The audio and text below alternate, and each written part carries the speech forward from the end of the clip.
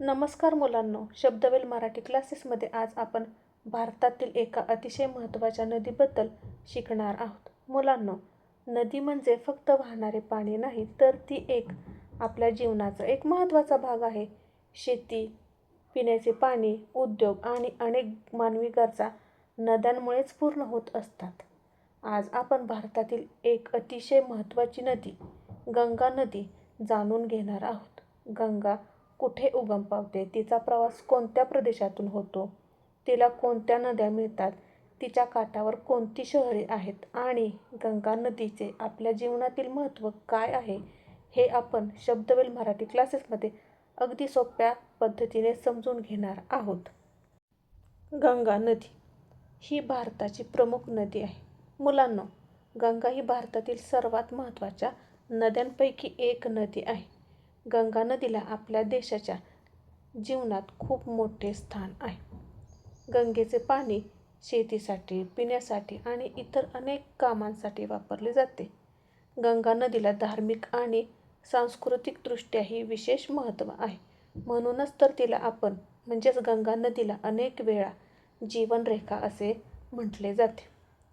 तुम्हाला एक उदाहरण समजून सांगते. जसे आपल्या शरीराला जगण्यासाठी पाण्याची गरज असते, तसेच अनेक गावांना देखील, शहरांना तसेच जगण्यासाठी नदीचे पाणी आवश्यक असते. म्हणून नदीला आपण जीवन देणारी नदी असे म्हणू शकतो.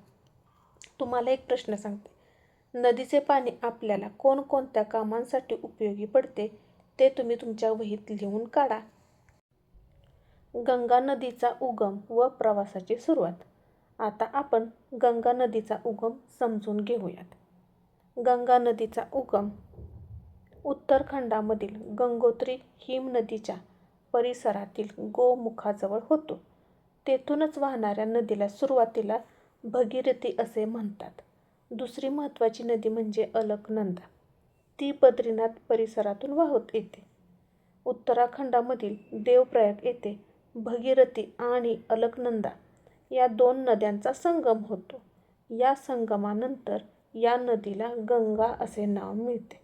म्हणजे काय तर भगीरथी प्लस अलकनंदा, नंतर देवप्रयाग आणि त्यानंतर गंगा. आता तुम्हाला एक उदाहरण सांगते म्हणजे तुमच्या लक्षात येईल. जसे दोन रस्ते एकत्र येऊन पुढे एकाच मोठा रस्ता तयार होतो, तसे भगीरथी आणि अलकनंदा या दोन नद्या देवप्रयाग येथे एकत्र येतात आणि पुढे त्या प्रवाहाला गंगा असे म्हणतात. आता प्रश्न पहा. भगीरथी आणि अलकनंदा यांचा संगम कुठे होतो, तर उत्तर काय तर देवप्रयाग येथे होतो.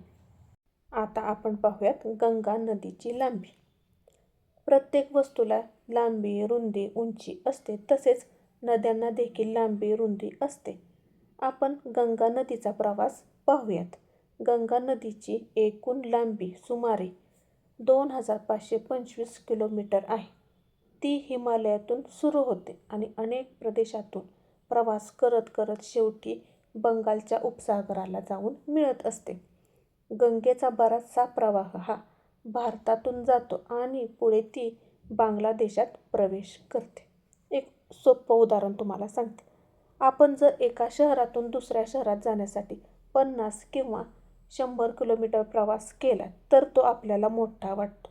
पण गंगा नदीचा प्रवास सुमारे 2525 किलोमीटर आहे. म्हणजे तिचा प्रवास किती मोठा असेल याची कल्पना करा बरं. आणि हे लक्षात नक्की ठेवा. गंगा नदीची लांबी 2525 किलोमीटर आहे. गंगा नदीचा उगम. या चित्रातून आपण गंगा नदीचा उगम पुन्हा एकदा नीट समजावून घेऊयात. गंगा नदीचा उगम उत्तराखंडातील गंगोत्री हिमनदीच्या परिसरात होतो. तेथूनच भागीरथी नदी वाहू लागते. दुसरीकडे अलकनंदा नदीचा उगम हिमनदीच्या परिसरातच होतो. या दोन्ही नद्या देवप्रयाग येथे एकत्र येतात.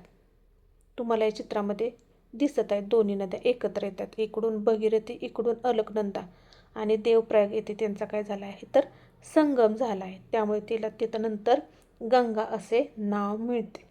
आता एक छोटं उदाहरण समजावून सांगते म्हणजे तुमच्या लक्षात येईल. समजा दोन छोट्या पाण्याच्या धारांचा प्रवाह एका ठिकाणी येऊन एक मोठी नदी तयार झाली तर त्या दोन प्रवाहांच्या एकत्र येण्यालाच संगम असे म्हणतात. आता या इमेजमध्ये आपण गंगा नदीचा प्रवास कसा आहे ते आपण समजावून घेऊयात. मुलांनो, आता आपण गंगा नदीचा प्रवास पाहूयात. गंगा ही नदी हिमालयातून उगम पावल्यानंतर उत्तर भारतातील मैदानी प्रदेशातून वाहते. तिचा प्रवाह बघा, आता सुरुवातीला कुठं आहे? उत्तराखंड, त्यानंतर उत्तर प्रदेश, त्यानंतर बिहार आणि त्यानंतर पुढे पश्चिम बंगालच्या दिशेने जातो. त्यानंतर गंगेचा प्रवाह बांगलादेशात प्रवेश करतोय आणि शेवटी बंगालच्या उपसागराला जाऊन मिळतोय. त्या तिथे तुम्हाला बघा निळं असं दिसतंय चित्रामध्ये. गंगेच्या प्रवासात अनेक उपनद्या तिला येऊन मिळतात. त्यामुळे गंगेचा प्रवाह काय होतो? अधिक मोठा आणि शक्तिशाली होतो. आता नकाशा नीट पहा बघा. मुलांनो, नकाशावर बघा गंगेचा प्रवाह नीट पहा. नदीचा प्रवाह साधारणपणे हिमालयाकडून मैदानी प्रदेशाकडे म्हणजे खाली आणि पुन्हा समुद्राकडे जाताना दिसतोय. एक उदाहरण सांगते तुम्हाला. जसे एखादा छोटा ओढा पुढे जाताना दुसऱ्या ओढ्याला मिळतो आणि त्याचा प्रवाह वाढतो, तसेच गंगेलाही अनेक उपनद्या मिळत जातात. आता या इमेजमध्ये आपण गंगेच्या प्रमुख उपनद्यांची माहिती पाहूयात. गंगेला मिळणाऱ्या काही महत्त्वाच्या उपनद्या. गंगेची प्रमुख उपनदी म्हणजे यमुना. यमुना नदीचा उगम यमुनोत्री हिमनदीच्या परिसरात होतो आणि ती प्रयागराज येथे गंगेला मिळते. तसेच घागरा, गंडक, कोसी, गोमती आणि सेन या देखील गंगेच्या महत्त्वाच्या उपनद्या आहेत. हे लक्षात ठेवा. यमुना, घागरा, गंडक, कोसी, गोमती आणि सोन ह्या गंगेच्या उपनद्या आहेत. तुम्हाला एक उदाहरण सांगते म्हणजे तुमच्या चांगलं लक्षात राहील. मुलांनो, एका मोठ्या झाडाला अनेक फांद्या असतात. त्याचप्रमाणे मोठ्या नदीला मिळणाऱ्या छोट्या किंवा मोठ्या नद्यांना उपनद्या असे म्हणतात. आता तुम्हाला सर्वात महत्त्वाचा प्रश्न बघा त्यावर. गंगेची सर्वात प्रसिद्ध उपनदी कोणती? तर गंगेची सर्वात प्रसिद्ध उपनदी आहे यमुना. या इमेजमध्ये आपण गंगेला मिळणाऱ्या उपनद्या नकाशाच्या माध्यमातून पाहणार आहोत. यमुना ही गंगेची अत्यंत महत्त्वाची उपनदी आहे. घागरा उत्तर प्रदेशात गंगेला मिळते. गंडक आणि कोसी या नद्या नेपाळच्या हिमालयीन प्रदेशातून वाहत येतात आणि पुढे गंगा नदीला मिळतात. तर गोमती उत्तर प्रदेशातून वाहते आणि गंगेला मिळते. सोन नदीचा उगम मध्य प्रदेशातील अमरकंटक पठाराच्या परिसरात होतो आणि ती बिहारमध्ये गंगेला मिळते. गंगेला मिळणाऱ्या या नद्या म्हणजेच गंगेच्या प्रवासातील पाण्याचे साथीदार आहेत. त्या गंगेला पाणी देतात आणि गंगेचा प्रवाह मोठा करतात. गंगेला मिळणाऱ्या कोणत्याही 3 उपनद्यांची नावे सांगा बरं. आता बघा, आत्ताच मी तुम्हाला समजावून सांगितले. यमुना, घागरा आणि गंडक या गंगेला मिळणाऱ्या 3 उपनद्यांची नावे आहेत. या इमेजवर आपण पाहूयात. गंगा नदीच्या काठावर प्रमुख शहरे कोणती? त्यांचे महत्त्व काय? गंगेच्या काठावर अनेक महत्त्वाची शहरे वसलेली आहेत. त्यामध्ये प्रामुख्याने बघा हरिद्वार, प्रयागराज, वाराणसी आणि पटना ही त्यापैकी काही महत्त्वाची शहरे आहेत. या शहरांना गंगा नदीमुळे धार्मिक आणि सांस्कृतिक तसेच ऐतिहासिक आणि आर्थिक महत्त्व प्राप्त झालेले आहे. उदाहरणार्थ पहा, जसे आपल्या गावाजवळ नदी असेल तर त्या नदीच्या आसपास शेती, वस्ती आणि इतर कामे वाढू शकतात. तसेच गंगेच्या काठावर अनेक मोठी शहरे विकसित झालेली आहेत. गंगा नदीचे महत्त्व काय? तर गंगा नदीचे महत्त्व अनेक प्रकारचे आहे. शेतीसाठी पाणी. गंगेच्या खोऱ्यात सुपीक जमीन आहे, त्यामुळे येथे मोठ्या प्रमाणावर शेती केली जाते. पिण्याचे पाण्याचा पण वापर होत असतो. अनेक लोकांच्या पाण्याच्या गरजा नदीच्या पाण्यावर अवलंबून आहेत. तसेच धार्मिक महत्त्व पण आहे. गंगा नदीला हिंदू धर्मात पवित्र मानले जाते. त्याचप्रमाणे जलवाहतूक व पर्यटन यामुळे गंगा नदीचे महत्त्व खूप आहे.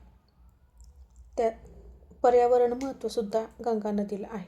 गंगेच्या खोऱ्यात अनेक प्रकारच्या वनस्पती आणि प्राणी आढळतात. तुम्हाला एक प्रश्न सांगते बा. गंगा नदीचे आपल्या जीवनातील कोणतेही 3 उपयोग सांगा. ते तुम्ही तुमच्या वहीत नोंद करून ठेवा. आज आपण गंगा नदीचा उगम, प्रवास, लांबी, उपनद्या, शहरे आणि महत्त्व अशा सर्व गोष्टी समजावून घेतल्या. चला आता सर्व माहिती एकत्र लक्षात ठेवूयात. गंगा नदीचा उगम गंगोत्री हिमनदीच्या परिसरात होतो. सुरुवातीला भगीरथी नदी वाहते. देवप्रयाग येथे भगीरथी आणि अलकनंदा यांचा संगम झाल्यानंतर नदीला गंगा असे नाव मिळाले. गंगा नदीची लांबी सुमारे 2525 किलोमीटर आहे. ती उत्तर भारतातून वाहत पुढे बांगलादेशात प्रवेश करते आणि बंगालच्या उपसागराला जाऊन मिळते. यमुना, घागरा, गंडक, कोसी, गोमती आणि सोन या तिच्या प्रमुख उपनद्या आहेत. गंगा नदी शेती, पिण्याचे पाणी, धार्मिक कार्य, जलवाहतूक, पर्यटन आणि पर्यावरणासाठी महत्त्वाची ठरते. तुमच्या लक्षात आलं असेलच गंगा नदीचा आपण कसा सविस्तर अभ्यास केला आहे. तर झटपट उजळणी पाहूयात. उगम गंगोत्री हिमनदी परिसर. मुख्य प्रारंभिक प्रवाह भगीरथी. अलकनंदेचा उगम संतोपंत हिमनदी परिसर. संगम देवप्रयाग येथे. त्यानंतरचे नाव गंगा. तिची लांबी सुमारे 2525 किलोमीटर. प्रमुख उपनदी यमुना आणि इतर उपनद्या घागरा, गंडक, कोसी, गोमती, सोन. प्रमुख शहरे पहा. हरिद्वार, प्रयागराज, वाराणसी, पटना आणि अंतिम मिळण्याचे ठिकाण बंगालचा उपसागर. त्या लक्षात ठेवण्याची खास युक्ती काय तर भगीरथी प्लस अलकनंदा, देवप्रयाग, त्यानंतर गंगा. मुलांनो, आज आपण शब्दवेल मराठी क्लासेसमध्ये गंगा नदीच्या हिमालयापासून बंगालच्या उपसागरापर्यंतचा प्रवास पाहिला. गंगा ही केवळ एक नदी नसून लाखो लोकांच्या जीवनाशी जोडलेली जीवनदायिनी नदी आहे. शेती, पिण्याचे पाणी, धार्मिक कार्य, पर्यटन आणि पर्यावरण यासाठी गंगेचे मोठे महत्त्व आहे.